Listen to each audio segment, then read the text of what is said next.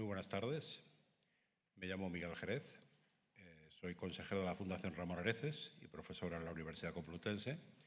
Hoy me corresponde el honor y el privilegio de darle la bienvenida a esta casa de ciencia y cultura que espero que consideren que es la suya propia.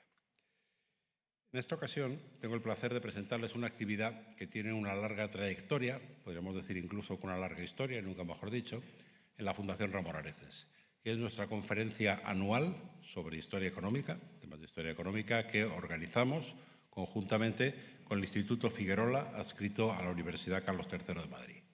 Ellos ponen el asesoramiento técnico y académico, nosotros ponemos nuestra parte, que son las instalaciones de las cuales están ustedes disfrutando, y así trabajamos conjuntamente con esta institución desde hace muchos años y con muchas otras. En esta ocasión, el título de la conferencia es La economía política de la esclavitud en la historia de África Occidental y será impartida por el profesor Gareth Austin, profesor de Historia Económica de la Universidad de Cambridge y fellow del King's College de Londres. Professor Austin, thank you very much for accepting our invitation. It is a honor and a pleasure to have you with us. I gave the welcome message in Spanish because it is our policy to enhance the use of Spanish, to promote the use of Spanish as a language in science, but you can be sure that I only said good things about you. Esto es todo lo que quiero decirles, no quiero entretenerles más. Lo importante aquí es el conferenciante que tenemos hoy y el tema que tenemos que tratar. Le cedo la palabra, por tanto, a Juan Carmona, profesor de la Universidad Carlos III y director del Instituto Figuerola, quien se encargará de presentar a nuestro conferenciante. Muchas gracias.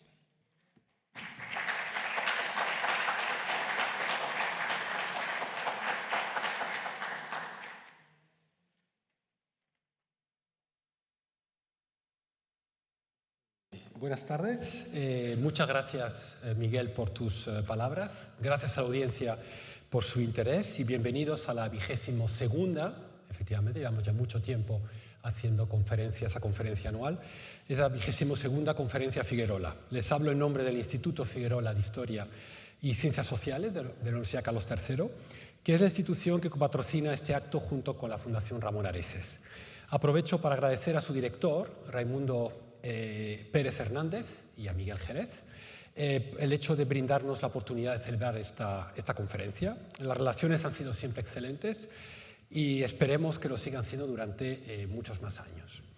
Quisiera añadir algunas palabras sobre el Instituto Figuerola. Es un instituto universitario de investigación creado en 2002 y con carácter interdisciplinar o multidisciplinar, depende, no siempre está claro cuál es el término que debemos utilizar, y cuyos miembros pertenecen a diferentes áreas de investigación, aunque lo que nos une a todos es la visión histórica o de largo plazo, pero siempre usando las herramientas analíticas y técnicas de las ciencias sociales, en especial la economía, la sociología, las ciencias políticas y el derecho. La Conferencia Figuerola juega un papel singular y muy importante en la actividad del Instituto Figuerola porque responde a la voluntad de sacar nuestro trabajo del ámbito universitario.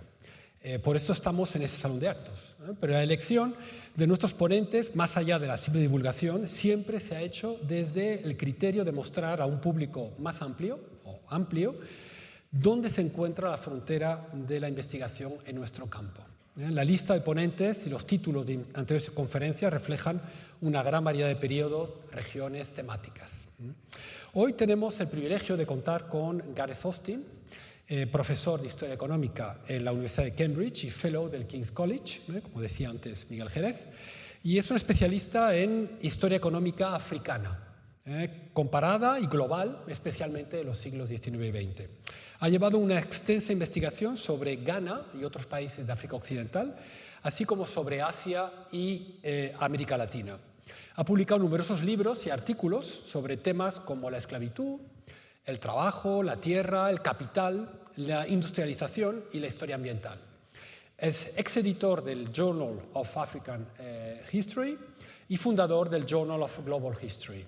Actualmente es el director de investigación de un proyecto, el título es ¿A dónde han ido todos los trabajadores? Mano de obra y trabajo en Ghana, 1950-2010, y trabaja actualmente en un libro titulado Markets, Slavery and the State in West Africa since 1500. En la conferencia de hoy, titulada La economía política de esclavitud en la historia de África Occidental, y relacionada con esas últimas investigaciones de las que he mencionado, el profesor Gareth Austin analizará la esclavitud y el comercio de esclavos, especialmente la trata de esclavos, desde una perspectiva, vamos a decir, singular o distinta a la que estamos acostumbrados. Concretamente va a tratar de contestar a 3 preguntas. Una es, ¿cómo explicar la rentabilidad de la trata de esclavos atlántica que procede de África hacia América, por ejemplo, o también hacia el norte de África? ¿Cómo, teniendo en cuenta que África es una región con escasa población y con altos costes de transporte, cómo explicar la rentabilidad de este comercio? En segundo lugar, ¿por qué la esclavitud es un destino reservado a los extranjeros? Y esto, hay una tradición de 500 años en África donde tenemos esta costumbre, y no solamente aquí, pero en este caso concretamente en el caso de África. Y finalmente, ¿qué papel juega la esclavitud en la apertura internacional de África Occidental? Pero voy a dejar al profesor, sin más dilación, que nos responda a las preguntas, explicando y desarrollando él mismo sus argumentos. Professor Austin, welcome to this Figuerola conference. It's a particular honor for us to have you here today. So according to the schedule, you have 45 minutes for talk and 15 minutes for Q&A. Thank you again for coming and accepting our invitation. So the floor is yours.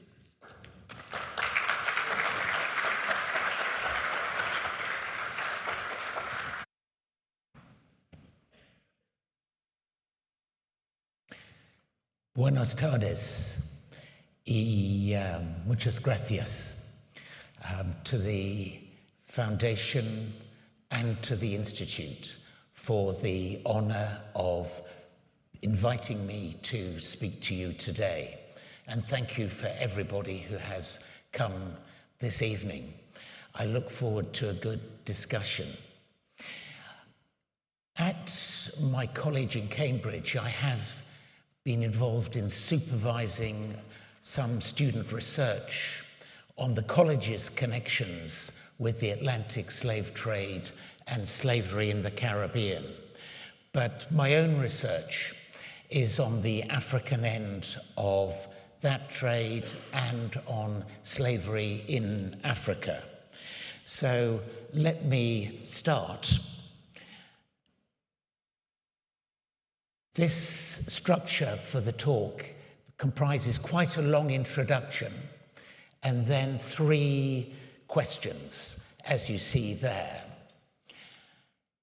The introduction is about slavery from Africa, but also slave labor within Africa, because I think whereas virtually everybody knows a lot about the Atlantic slave trade, it's much less well known, especially outside Africa, that at the end of the 19th century, there was a very large population of enslaved people within the region.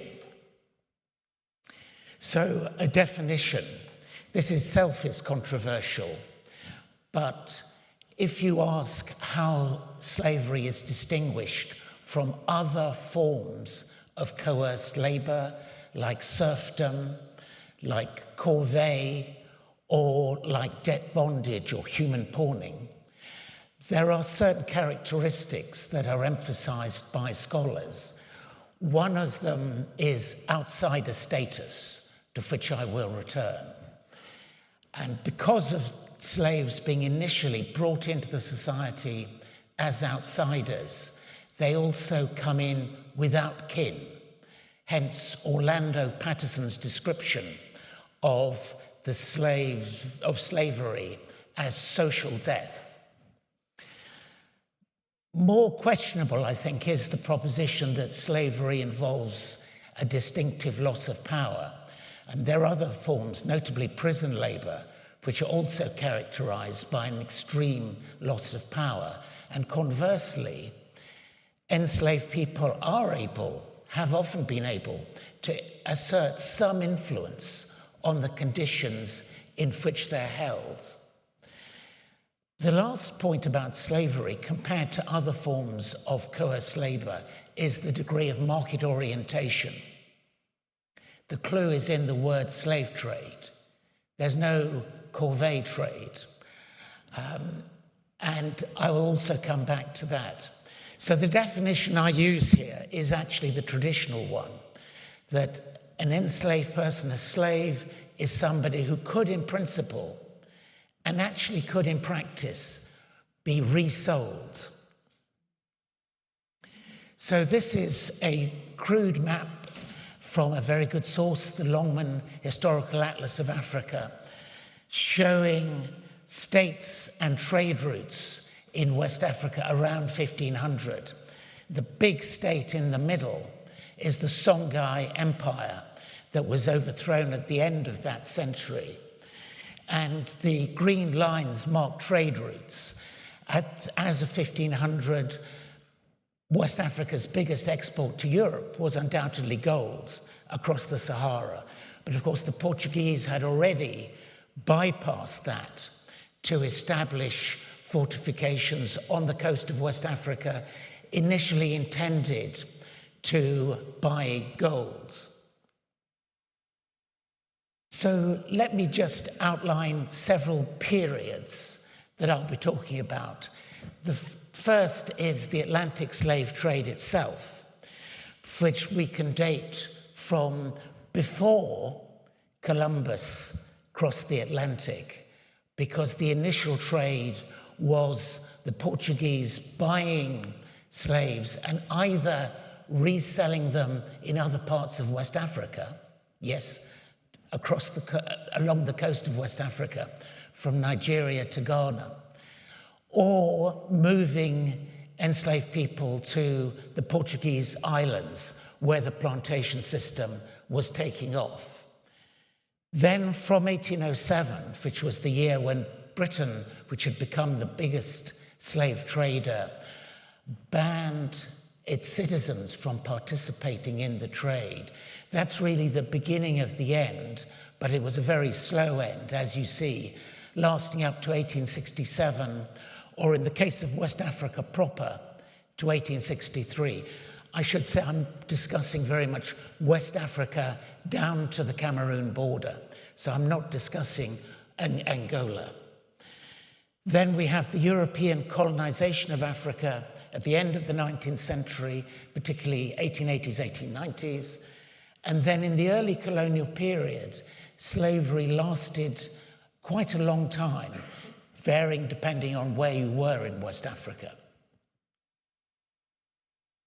So in terms of the volume, overall, about 13 million captives were exported via European ships into the Atlantic, of whom at least 12.5 million were intended to be landed in the Americas, especially the Caribbean and Brazil. That included nearly 6.3 million from West Africa.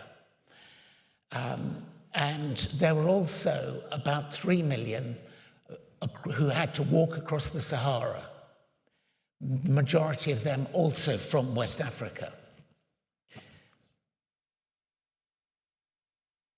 So that's the external trade, the very well-known and notorious trade.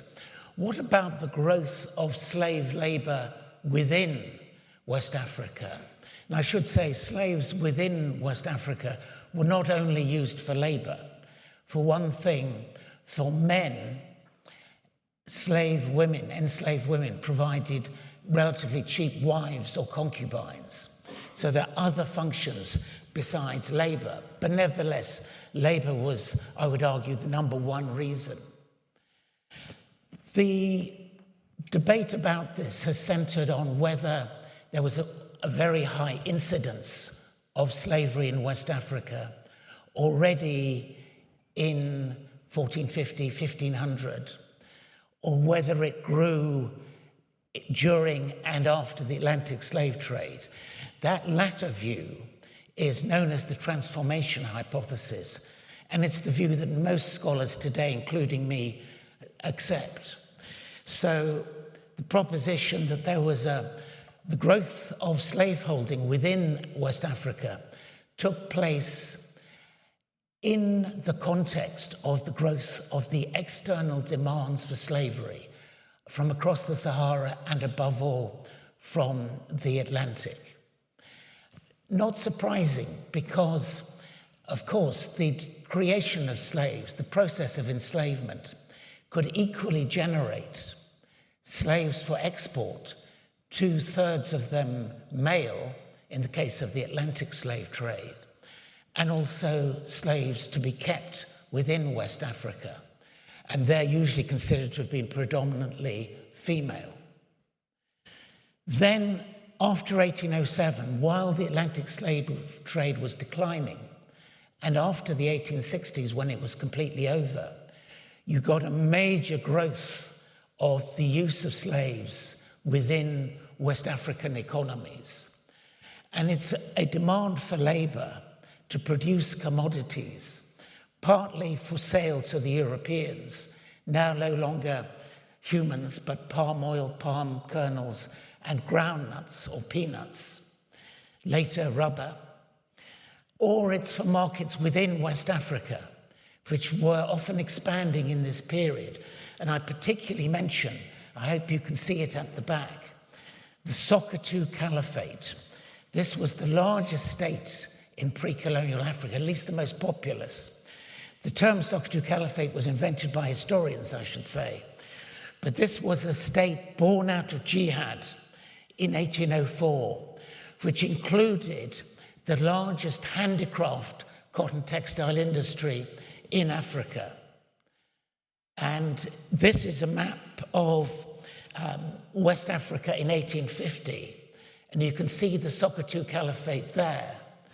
And the city of Kano, which was the commercial center of the cotton textile industry of pre-colonial West Africa, which exported to all parts of West Africa. In the talk, I will also mention the Kingdom of Asante several times, which is one of the largest states in the region. You also see lots of white space, which consisted of either stateless societies or small states, perhaps with 10,000, 30,000 subjects.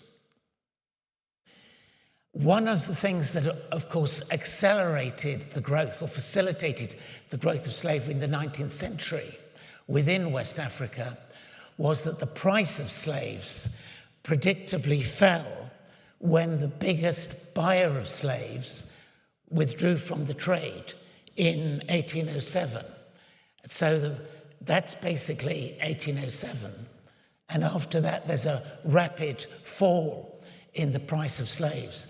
This is the price for adult male slaves in the British trade.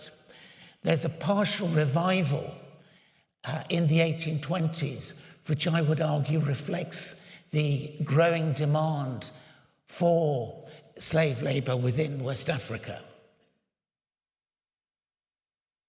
There are many estimates of the proportion of the population in different West African societies that were enslaved.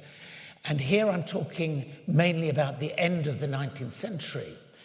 The least bad figures, the least bad data are from 2 French censuses, so-called censuses, where they estimated the number of slaves shortly after colonization. And there's a debate, but basically about 30% of the population of French West Africa at the time of colonization were considered to be slaves. Much higher figures, as high as 50%, you can find, for example, in a book by Mohamed Salou on plantation slavery in the Sokoto Caliphate. He says that figure was reached by about 1850, but I have to say his sources are not particularly detailed. I would not be surprised if the real figures were a bit less, partly because it's surprising that relatively weak states could keep such a large proportion of the population enslaved, and also because some of the sources were probably confusing people who were not free, but who couldn't actually be sold again.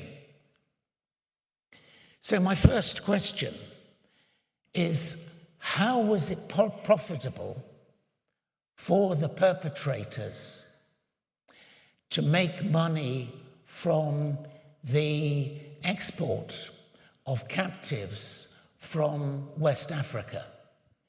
Now you may say, well, that's obvious. You know, if you kidnap somebody, you can sell them for any price you like, and even a small price is probably greater than the cost of kidnapping. So let's come on to this by, first of all, thinking about who did the capturing and the selling. Enslavement happened via several routes, of which historians generally agree that the most important was wars. And a subsidiary of that would be tribute. The Asante Kingdom, for example, received every year certain numbers, hundreds of slaves from specific smaller states that it had defeated in war and obliged to provide a tribute of humans every year. So that's really an extension of warfare. You also had raids, and the single best-known victim was Equiano, the author of the book Equiano's Travels, who, according to his account, was enslaved in a raid on his village in southeast Nigeria. Very important also, judicial decisions, especially in southeast Nigeria, which was one of the biggest sources of slaves. There you had a lot of small states and stateless societies. These stateless societies would settle disputes between villages or between people belonging to different villages by going to a shrine whose judgment they accepted. And in particular, the shrine of Arochukwu was notorious that if you took a case there, somebody was going to be sentenced for sale, essentially, to the Europeans. So there were a number of mechanisms, but the biggest one overall was almost certainly warfare. And the warfare was itself partly, as economists would say, endogenous to the Atlantic slave trade, in that there is a well-documented gun-slave cycle. There's an econometric article by Warren Whatley, which has confirmed what many qualitative historians had been saying before, namely that there is a strong relationship between sales of guns and gunpowder to West African societies and the number of captives sold to the Europeans in the years that followed. The next point is slavery, when you think about it, was not a business for peasants. It was not a sole trader business. It required a certain scale. There was a certain capital threshold. You needed to have guards. You needed to have armed men to do the seizing. It could be an army, it could be a raid, but you needed a number of them. They also had to guard the captives for many months often before they were sold to the Europeans. So on the African as well as the European sides, the slave trade was the business of polities, of states, and of large merchants. That, of course, was true on the European sides with the chartered companies, and it's also true on the African side. I perhaps should say that Europeans did do a certain amount of their own kidnapping, but that was, in the case of West Africa, very much at the beginning. The Portuguese did a bit of that in the 1440s, but quickly realized that it was much more advantageous to buy people who had been captured by intermediaries. The British did exactly the same in about 100 years later. The first British involvement in the slave trade did involve a ship sending men ashore to kidnap people, but they quickly realized that that was a very dangerous and expensive way of obtaining slaves, so it was better to buy them from African intermediaries. It was partly different in West Central Africa, in Angola, where the Portuguese, of course, did establish a significant onshore presence. But slave trading isn't automatically profitable, and Adam Smith thought that slave labor itself was inefficient compared to free labor.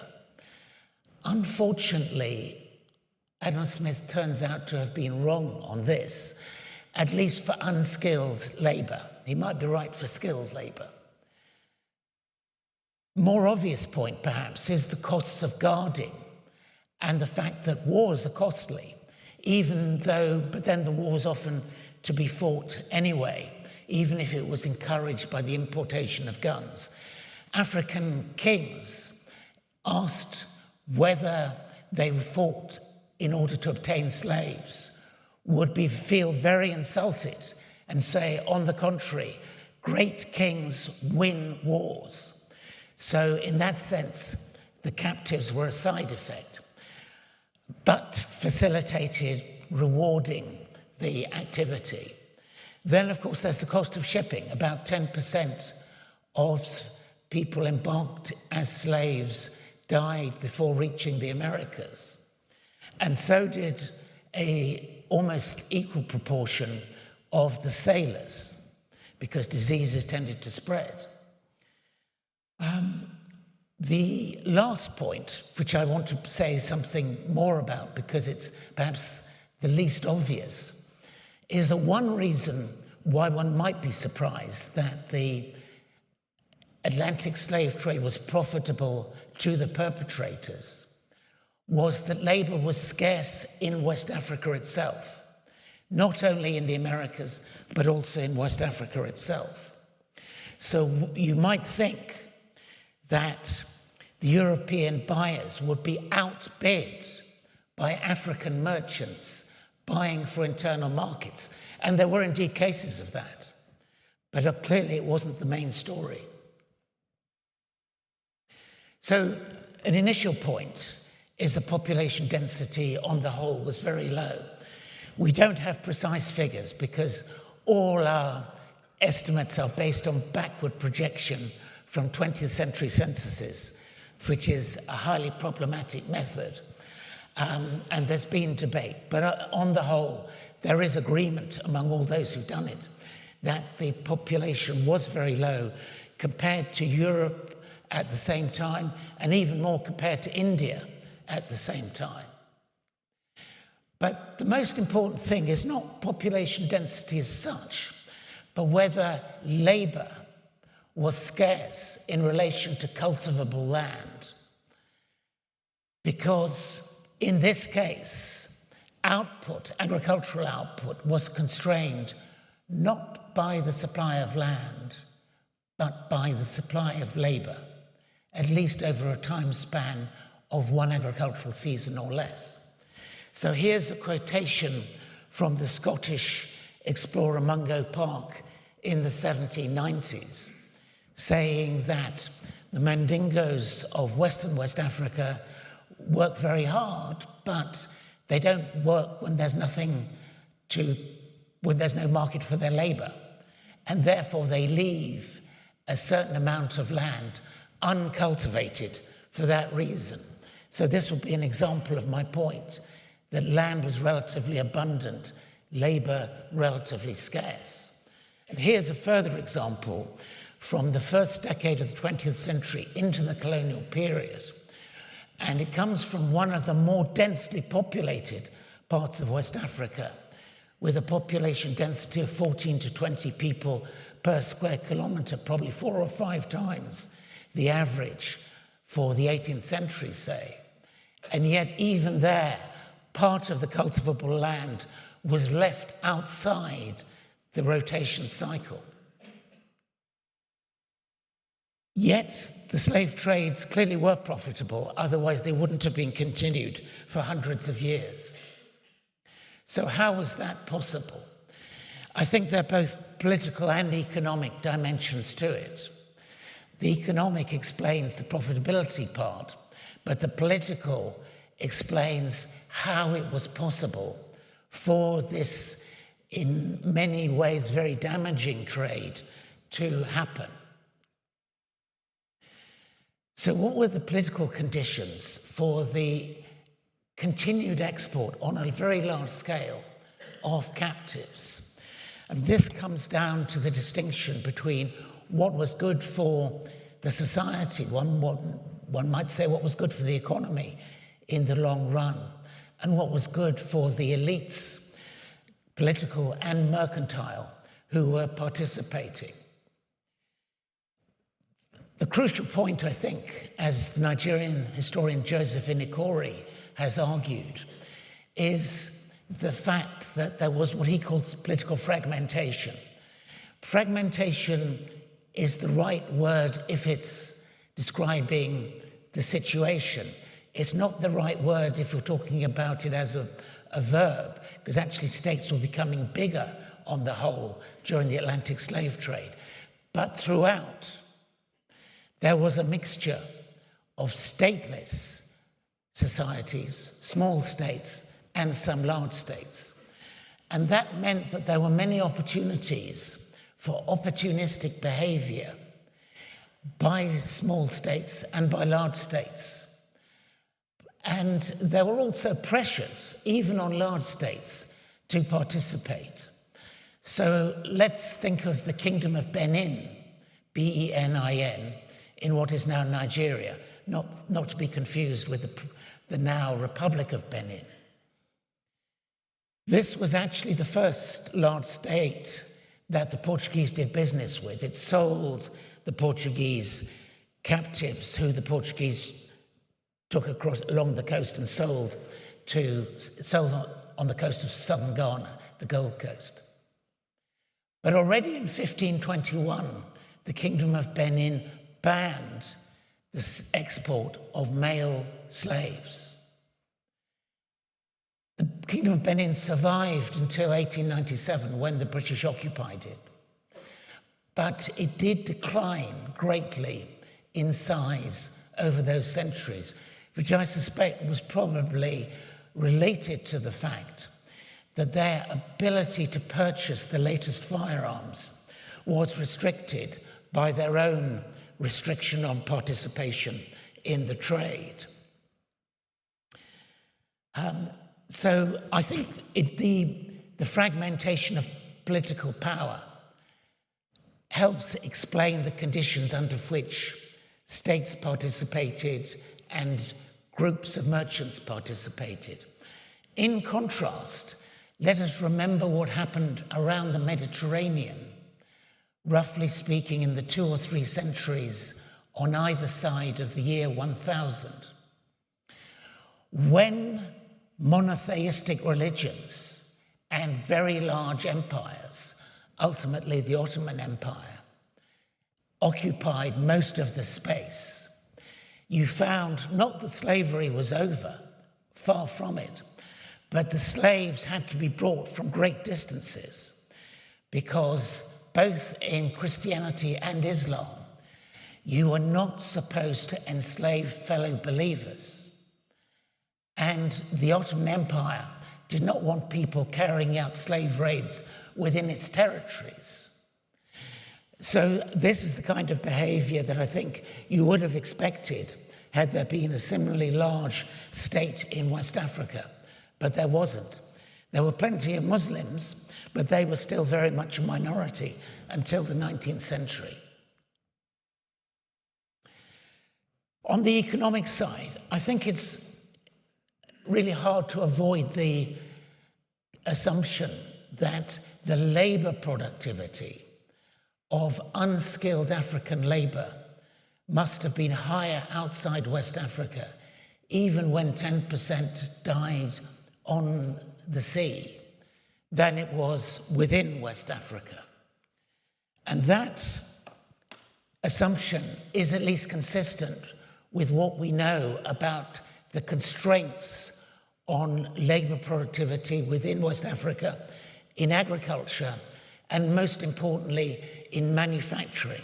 I mean, manufacturing is more important because what African elites bought was, of course, not agricultural goods. They were importing manufactured goods.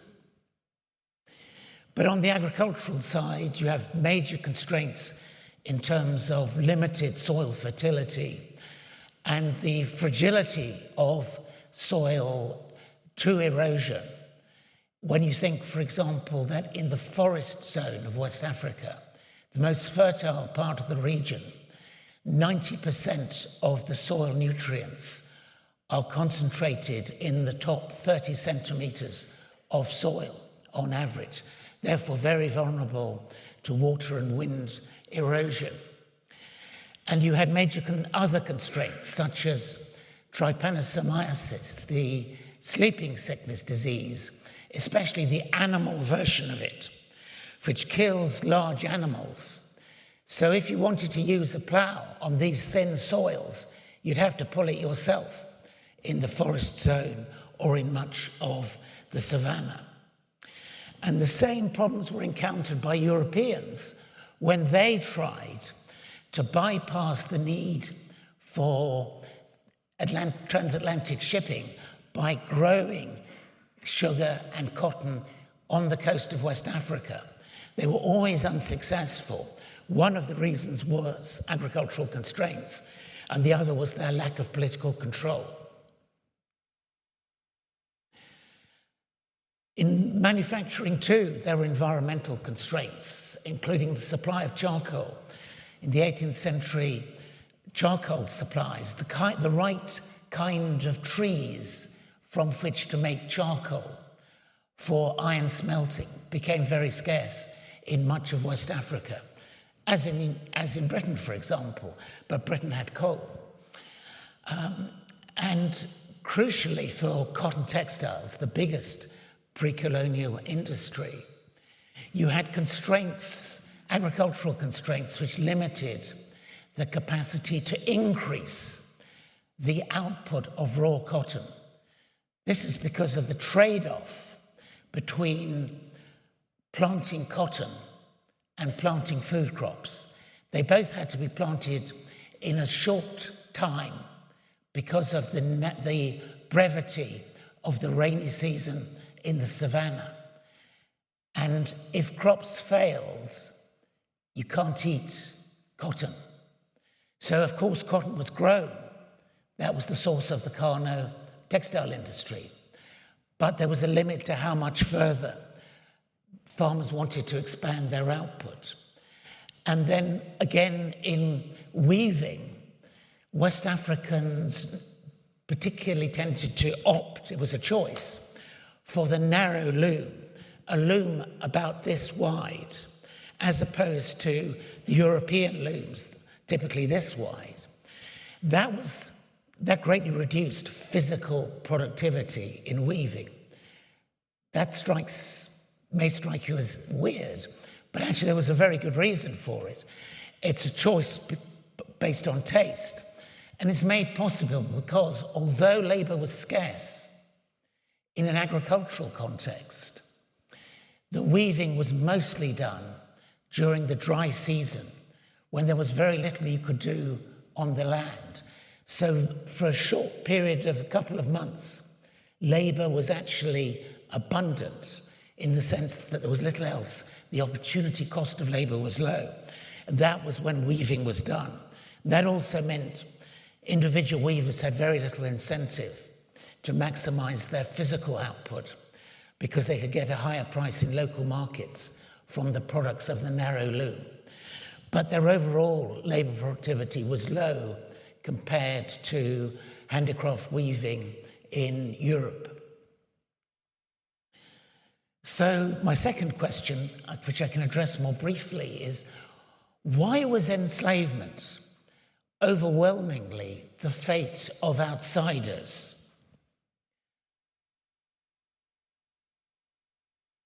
one noted French scholar of slavery actually argues that the phrase internal slavery is an oxymoron, almost a contradiction in terms. Slavery by its nature can't be internal because at least the first generation of captives always comes from outside, is what he's saying.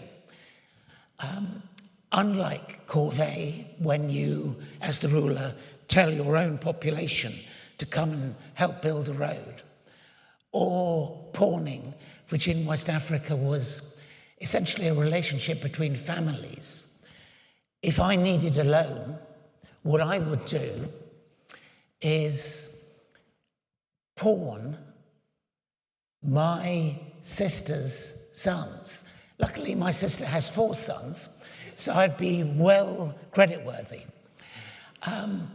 And if any of them ran away, I would have to supply my family, my lineage would have to supply replacements. Essentially, it was a deal between free lineages. So it's very different from slavery. So what do we mean by foreigners? Foreigners in a West African context of often small states or even stateless societies could actually be only a few tens or 20s of kilometers away. Though there was a price incentive to take captives as far as possible from where they were captured, because as Mungo Park and others tell us, they were more valuable where they were too far from home to escape. So this brings me to what I call the first rule of slave trading. If you're a slave trading ruler, don't do it at home. One ruler did exactly that and became an exception that proves this rule.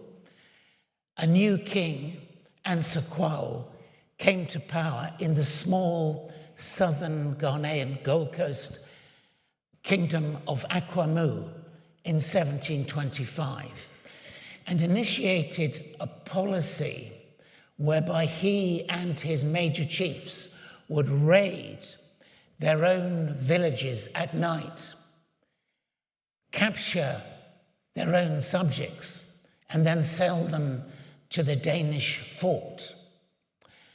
In 1830, the result was a revolution, and the Danes were surprised to see the king in chains and his chiefs being led and offered for sale to them. I have to say that the Danish trading partners showed a complete lack of sentimentality, and instead of buying and freeing their own trusty trading partner, they just shipped him off with his chiefs to the Danish island of St. John in the West Indies, where, by the way, a few years later, they staged a revolt and took control of the island. So you can't keep a good king down. Their plan being, of course, not to abolish plantation slavery, but to make the system work well. Unfortunately for them, the Danes were unamused and put down the rebellion. So what about slavery within West Africa? Foreignness of slaves did offer advantages to rulers.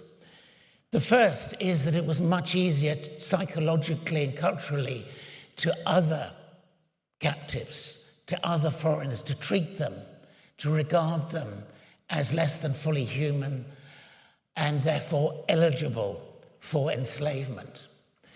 And very importantly, for ruling elites in what were often relatively weak states in terms of their coercive capacity, to impose serfdom on the whole society would have been a huge risk, because it would have involved taking away the land from the great majority of the population, which is dangerous if you don't have a huge advantage in military technology over your population.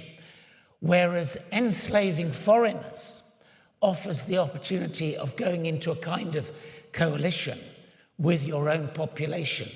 So in many slaveholding states in West Africa, it's not only the elite who ended up with slaves. Ordinary households would have one or two enslaved people brought in at the bottom of the household.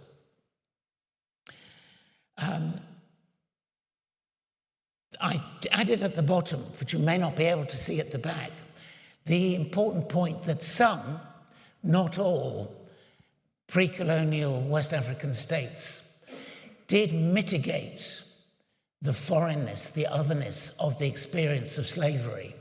Not in the first generation, usually, although there were a few slaves who became generals in the Yoruba armies, for example, but usually in second and subsequent generations, that they might, for example, not be able to be resold, even though their status was still very low.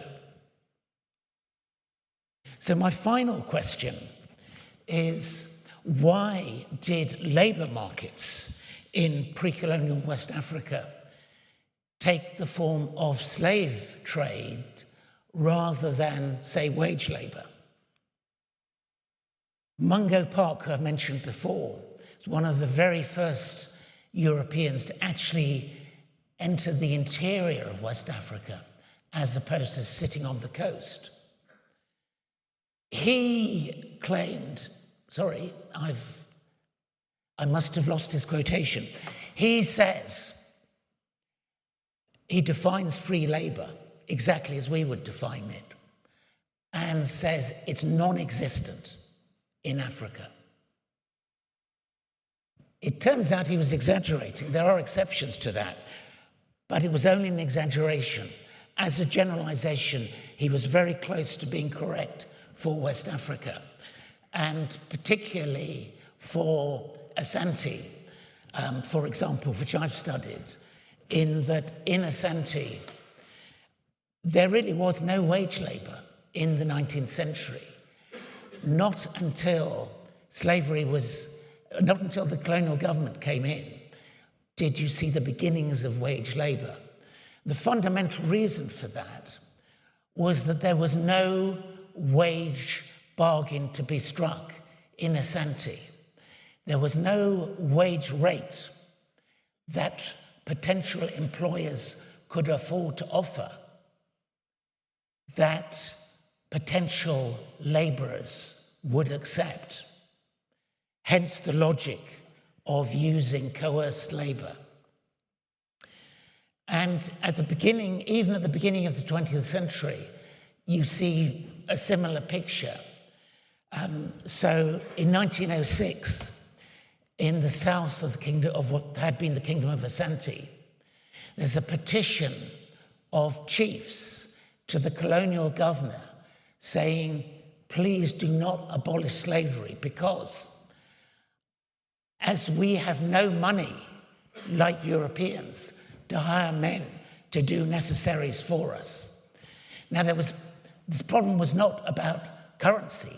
They had plenty of currency, but there was no wage rate that they could afford to pay that would attract the necessary labor.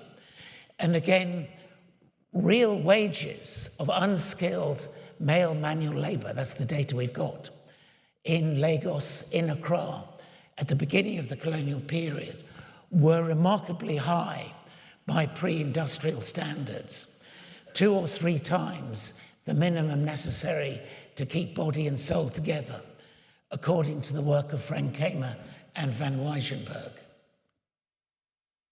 So, perhaps not surprisingly, if you ask what ended slavery in West Africa, so I'm talking about the early 20th century, I'm not talking here about latter-day so-called modern forms of slavery. Colonial governments acted very slowly, usually, to make slavery illegal. In the case of northern Nigeria, the British very quickly issued a law saying, you are born free, you cannot be enslaved from now onwards. But the last form of slavery was a form of concubinage, legal under Islamic law, upheld by the Emir's courts in northern Nigeria, and the British only forbade it in 1936. Sierra Leone, 1924. French West Africa, 1905. And the French abolition was triggered, was precipitated by a whole lot of slaves marching out of town together in what is now southern Mali, which embarrassed the French authorities into saying, oh yes, we are going to honor our international obligation to abolish slavery. But here's my point. Merely declaring slavery illegal didn't mean it would be replaced by wage labor. What made it possible for masters to make the transition to become employers of free labor was when export crops were adopted that were sufficiently profitable to pay those wages, of which cocoa, adopted in southwest Nigeria and the Gold Coast, was the biggest example. And here's a final thought. This is my concluding thought. Economic historians for over 20 years now have generally emphasized that among the various determinants of economic outcomes, institutions, by which we mean the rules surrounding economic activity, are ultimately the most important.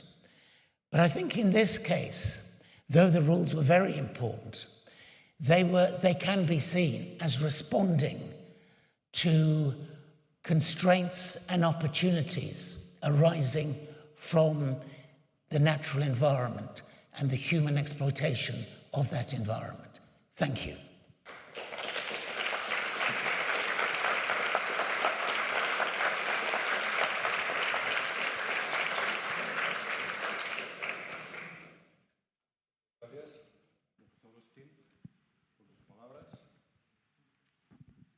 Muchas gracias, profesor, por sus palabras. Vamos ahora a iniciar un turno de preguntas, porque Gareth se ha prestado amablemente a responder preguntas del público. Y para que este turno de preguntas pues, sea productivo y sea ágil, les voy a pedir que sigan son las 3 reglas que tenemos en la Fundación Ramón Areces para estos turnos, que son, primero, que las preguntas deben ser concisas, segundo es que deben ser precisas, y lo tercero es que en temas, sobre todo tan controversiales como este, deben ser preguntas. Así que eso lo agradeceré mucho. Le cedo la palabra a Juan Carmona, que va a ser quien modere esta parte de la sesión. Muchas gracias. Muchas gracias, Miguel. Las preguntas pueden hacerse en inglés y en castellano. Por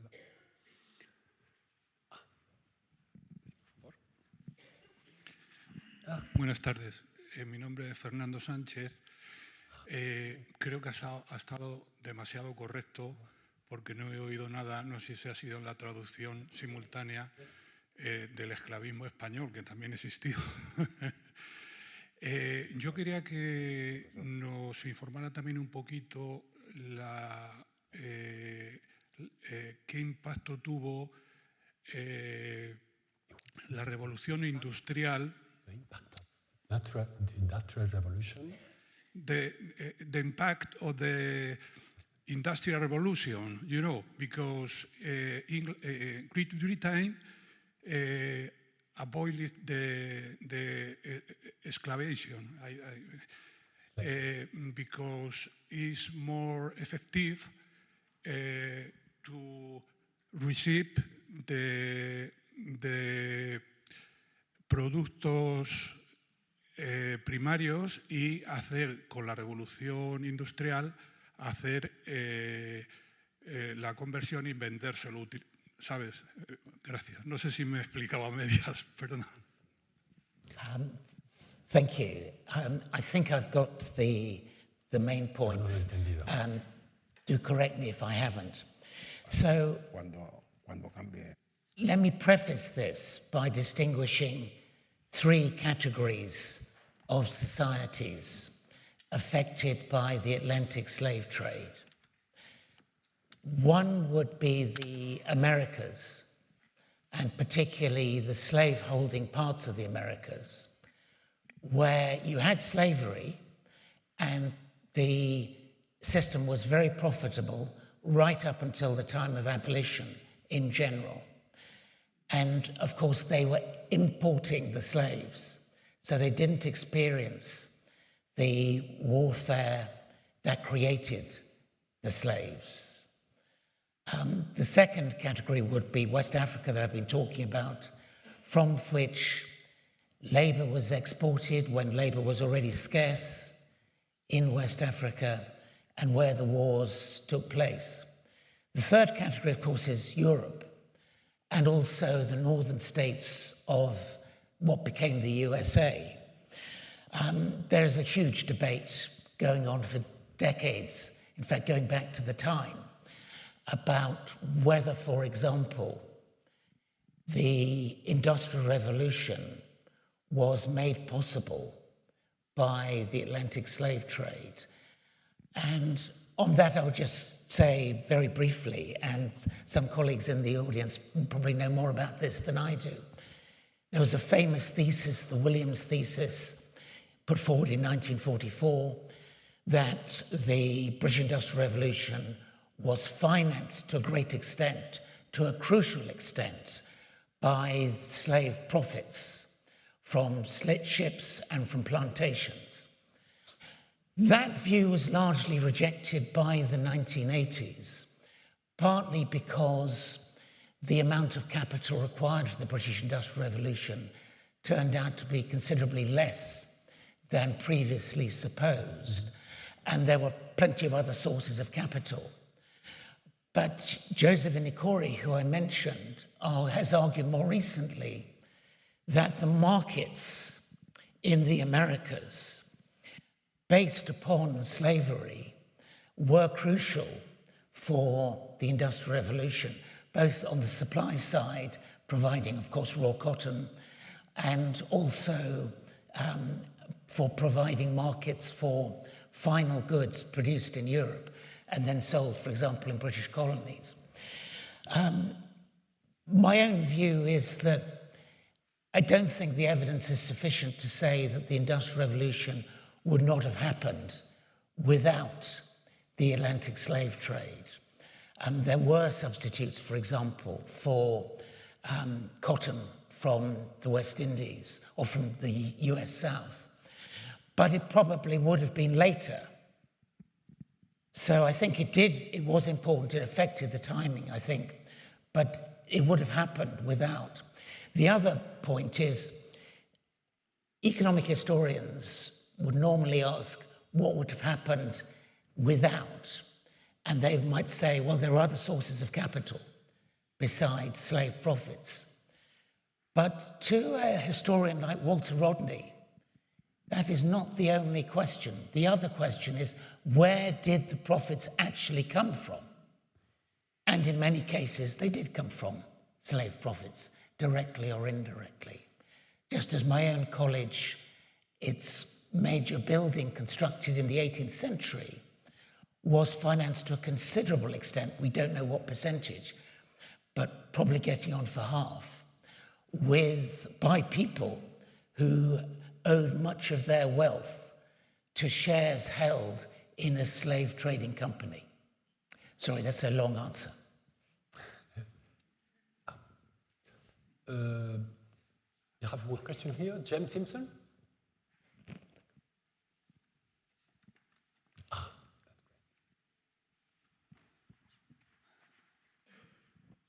Thank you. That was very interesting. I was a bit surprised by the £25 that a slave cost in 1807. And I was wondering if you could say a bit more about how the market actually worked. If a British trading ship, well, just before 1807 turned up, who had the power? Was it the owners of the slaves, or was it the British captain with all his guns and troops? Was it competitive? I mean, how was the price determined? If the price is too high in one port, can I just go down and get another one? to another port and get a better deal?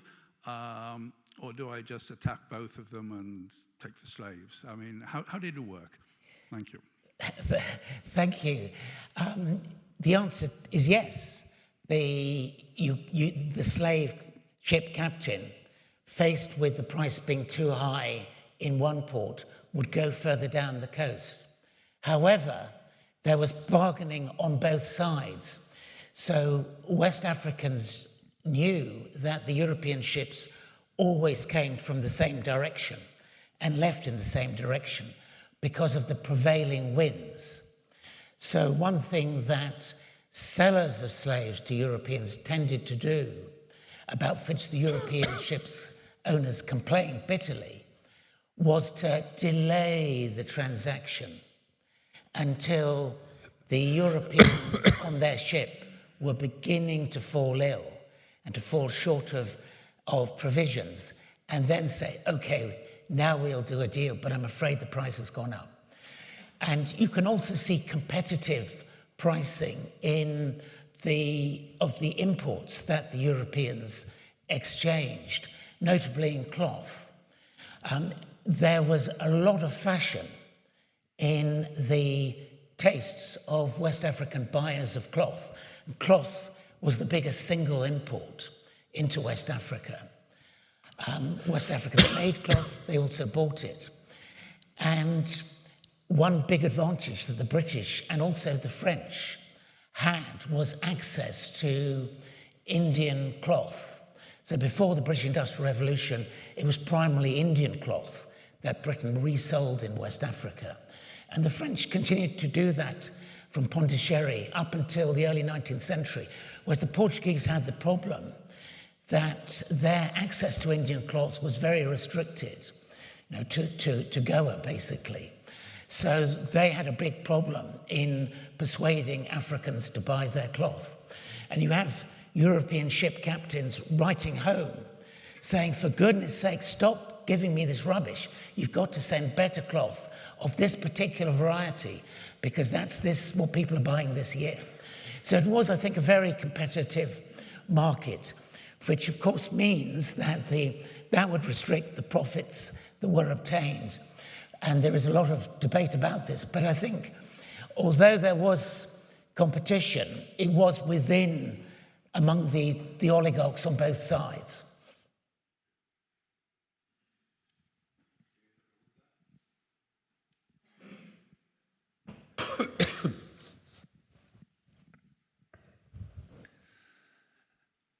Thank you, Professor Austin. I would like to ask you one question that in the past one student of mine asked me, and I was not able to answer. It's about most of the slave trade is in the 18th century, and it came from the demand of sugar, coffee in the European markets. And he asked me, why they don't organize the economy plantation in Africa? Why they did this complex? You have offered us one answer here, but I am not sure if it's the complete answer. No? That is, you need to eradicate people from to be a slave, you need to be a foreigner. It's more difficult to organize slave plantations in communities around Africa, and it's easier to eradicate the people and to put on American Caribbean to work. Is that the correct answer, or is it more complex? Well, one interesting thing is that there were far more European experiments in growing sugar and cotton and other plantation crops in Western Africa than is often recognized. There's a volume 2013 edited by Robin Law and others called Agricultural Alternatives to the Slave Trade, which discusses this. It has a chapter by me, which I'm sorry to say is out of date. The new data show that it's not the full story, so disregard my chapter. But there are other chapters in it which are on this point. And there were many European efforts. And at the time, Europeans seemed not to realize that it had been tried before. There was a great tendency to overlook previous unsuccessful attempts. I think the most common explanation given in the literature for the failures of those attempts is the lack of coercive power of Europeans in West Africa. So if you think of the Atlantic slave trade in West Africa, you might well think, as I tend to, of the castles on the Gold Coast. But first of all, they were very unusual. Really only in the Gold Coast and maybe in Gorée, in Senegal, did you have actual castles. The biggest suppliers of slaves were coasts like what is now Nigeria, where there were no European forts. And even those forts generally paid rent to the local African chief. And the guns typically pointed out to sea because they were intended to defend against their European rivals. A good example is the original and largest fort, Elmina, built by the Portuguese in 1481, where the guns were pointing out to sea, which actually proved a mistake because the Dutch landed a little bit along the coast and walked along and caught them by surprise from the inland where there were no guns. So after that, the Dutch themselves did always make sure they had a couple of guns pointing inland. But in general, they were pointing out to sea. So the possibility of large-scale coercion by Europeans in West Africa really expanded in the 19th century, particularly after the European adoption of quinine against malaria, as well as advances in military technology. So it would have been very difficult. Not impossible, because the Portuguese did do it in Angola to some extent, but very costly. So there was this lack of military control is the usual reason given. But I think there's also sufficient evidence that they ran into the same environmental problems that affected African agriculture.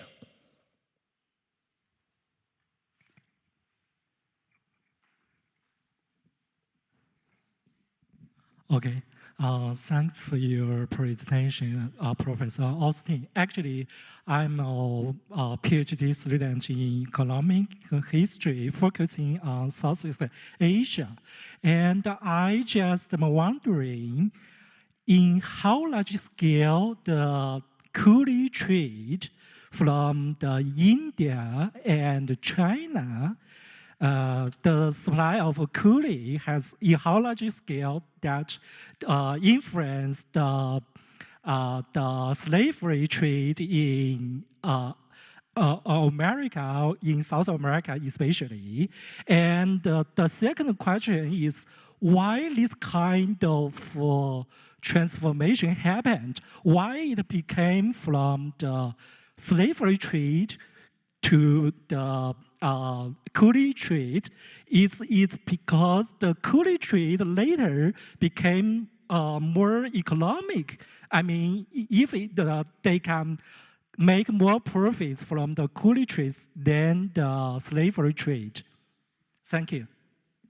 Thank you. And I'm sure you know more about the coolie trade than I do. But I think the usual debate is about whether the growth of indentured labor, often known to contemporaries as coolies, whether that was a replacement for the slave trade.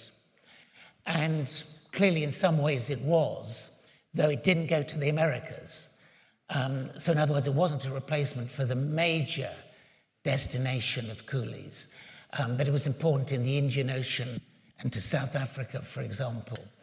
And you have a debate between those who argue that indentured labor, it was the slave trade by other means, that with indenture, the laborer accepts an unequal contract, that they will be taken somewhere, work there for a number of years, then be brought back and paid, or whether that was a genuine deal and that's exactly what happened. And I mean, there are good arguments on both sides. There are examples of both. But I do think, on the whole, it was rather different from the slave trade. And it also developed particularly because slave trading was no longer an option for the Europeans as the 19th century went on. I think that's my main response. But we could talk more later. Thank you. Hay dos preguntas más. Una allí. Bueno, tres preguntas más entonces. Empezamos allá al fondo. Ya hace mucho tiempo que era pedido la vez, ¿sí? Dos preguntas. La primera es, ¿qué opinión le merece a usted el análisis que lleva a cabo Robert Fogel, premio del Banco de Suecia, en el año 93? Y luego, si existe un paralelismo o hay una esclavitud paralela con lo que está ocurriendo ahora mismo con la mano de obra en los países asiáticos. Por cierto, también creo que es importante que se sepa que Nobel no instituyó el premio de economía, sino que es el premio del Banco de Suecia. Y creo que hay que ser riguroso en los conceptos. Gracias.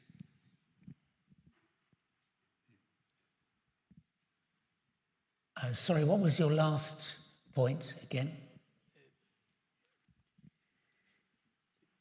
Yeah. Yeah. Well, I don't know whether you'd rather have an award that was initiated by a gun manufacturer or by a bank.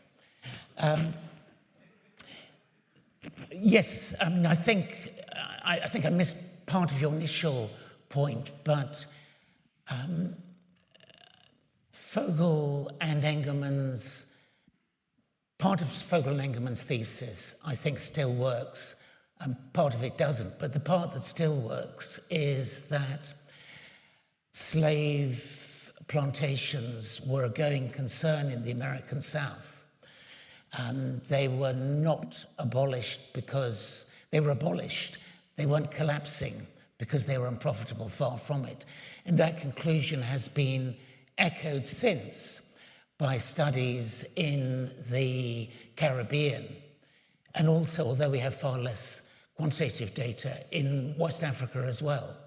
That I think actually I skipped the slide commenting on my own research on the profitability of slavery within West Africa.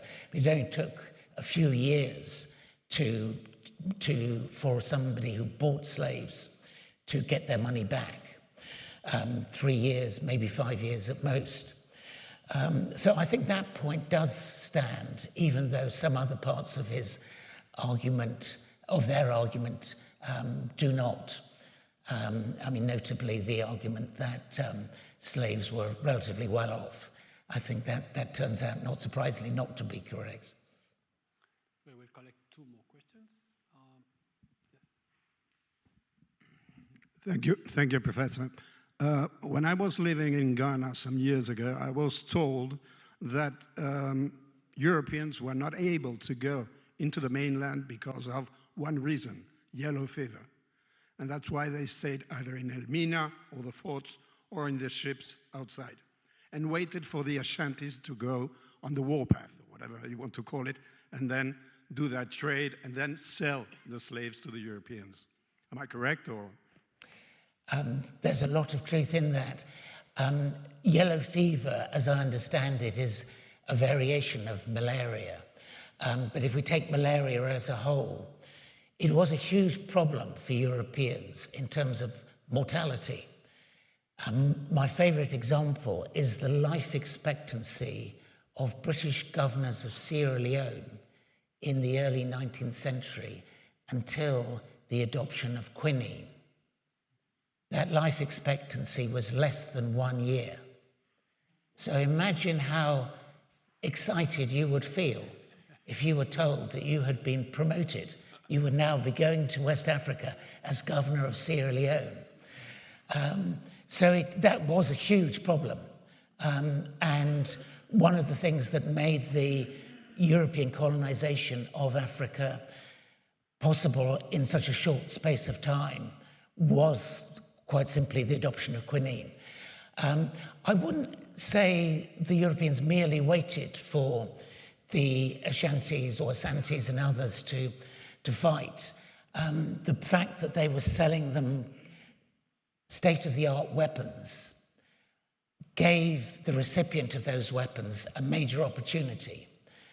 And that you get a self-perpetuating process where the states that emerged at the beginning of the 18th century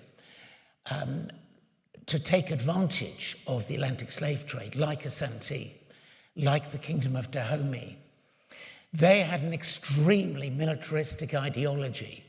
So that goes along with the fact they're able to buy guns and also to restrict the flow of guns into the interior, because they'd buy them from the Europeans, but not allow their own traders to resell them into the interior. So I think that the gun-slave cycle that I mentioned was part of the story.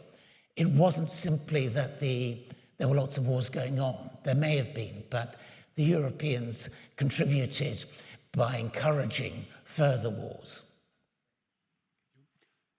There is another question here. Yeah. Otra pregunta. Thank you for this amazing talk, and I have a very brief question on the end of slavery, because and precisely about Vogel and Engelmann, right? Because you have said basically that what it was necessary in order to effectively end slavery in West Africa, and you have concluded the talk with this point, was development of cash crops, right? But from the very venerable econometric research on the experience in the American South, we know that their cash crops were profit, and slavery was profitable precisely because producing cash crops. So I was just wondering whether there is some interesting reading of the end of slavery in West Africa in the American mirror. Thank you. Let me actually just briefly, before I address your question, I forgot to address the question about is there any parallel with labor in Chinese factories today. And I suppose if you're thinking of the factories where Apple has most of its components made, I mean, there is a lot of it documentary research, secret television documentaries, which underline the extent to which that labor force is kept cheap. But I would say that's not a parallel with slavery. It's more a parallel, if there is a parallel, it would be with factory labor in 19th century industrializing economies in Europe and North America, where labor unions either were illegal or had very restricted rights. So I would say that's a closer parallel. Those people in the making Apple components, they form a cheap labor force, but I wouldn't say they were enslaved. No. Yes, it's a great point that clearly cash crops, including some of the same cash crops, can be grown with slave labor, but in the case of West Africa in the early 20th century, were a source of free labor. I think that's because of the conjuncture with laws and administrative measures against the slave trade, which was genuinely abolished as far as most of the Europeans were concerned. The Germans were very slow about it, but the British and French were very serious about cracking down on the production, as it were, of captives. So that, plus eventually the abolition decrees themselves, that created a situation where the problem was what to replace slave labor with. Do you just go back to family labor? Or can you find another sort of labour market, namely some sort of free labour. Now, both these happened. So a Nigerian historian a few years ago, 20 years ago actually, wrote a paper entitled, "When the Slaves Left, the Owners Wept." And this is one part of southeast Nigeria where they were growing palm oil, but it wasn't lucrative enough to support wage labor. So the slave labor market disappeared, and it wasn't replaced with any labor market for maybe 20 or 30 years. So that could happen. But the more common pattern was the emergence of some sort of wage labor market, usually migrant laborers from ecologically deprived areas of the interior who would come down to the coast, often recreating the paths that slave caravans had followed, for example, in the Ghanaian case. And I think it's important to note that cocoa that I mentioned wasn't an option until the mid-19th century. At least that's when it was introduced to West Africa. So West African farmers didn't have the option of growing it any earlier. It's really 1880s, 1890s, it became possible and profitable to grow cocoa. And then you get, initially, cocoa often being grown in West Africa with slave and pawn labor. But when the colonial states finally get around to abolition, there is a ready alternative. The masters can afford to become employers. And the same happens, though more gradually, with groundnut production in Senegambia, I think. So it's not the crop itself, it's the context. Hay tiempo aún para una pregunta breve.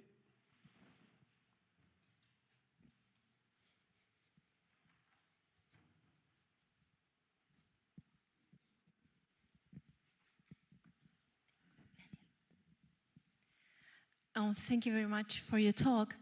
You mentioned before that you are now working in a new project about a previous period. So could you briefly mention what your textual sources for it would be? Thank you.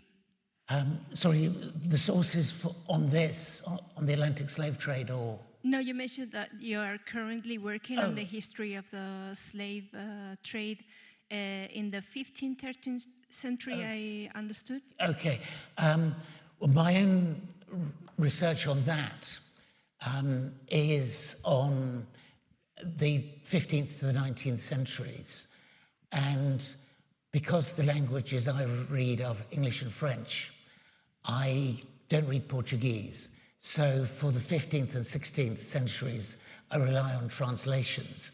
Fortunately, today, unlike 30 years ago, there are quite a lot of those sources have been translated, but that's a major limitation. What all these sources have in common is they are European sources.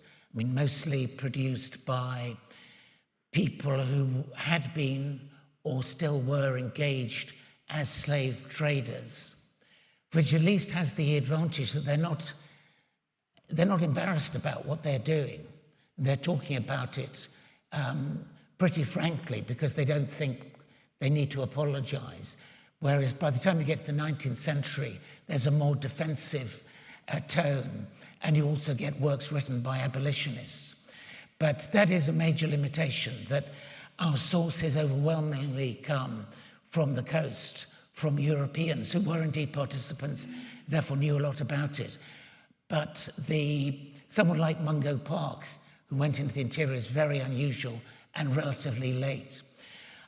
There are potentially sources written by Africans, but I'm particularly thinking of those written in Arabic script, sometimes in the Hausa language, not necessarily the Arabic language, which you find in, obviously, Timbuktu and Gao, places in the Niger Bend, in what is now Mali, but also sometimes in northern Nigeria.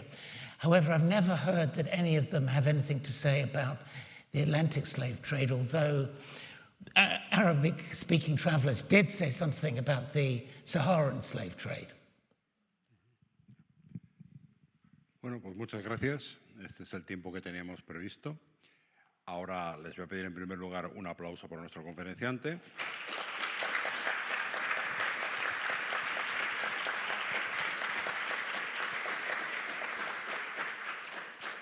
Y como suele ser habitual, estoy seguro de que muchos de ustedes querrán acercarse un minuto a hablar con él, sobre todo teniendo en cuenta que es una persona amable y accesible. Lo que sí les agradecería es que lo hiciesen o en la antesala de esta sala o en los jardines, porque las operaciones de cierre de esta sala son complicadas y bueno, pues hay que procurar facilitarlas. Muchísimas gracias por su presencia.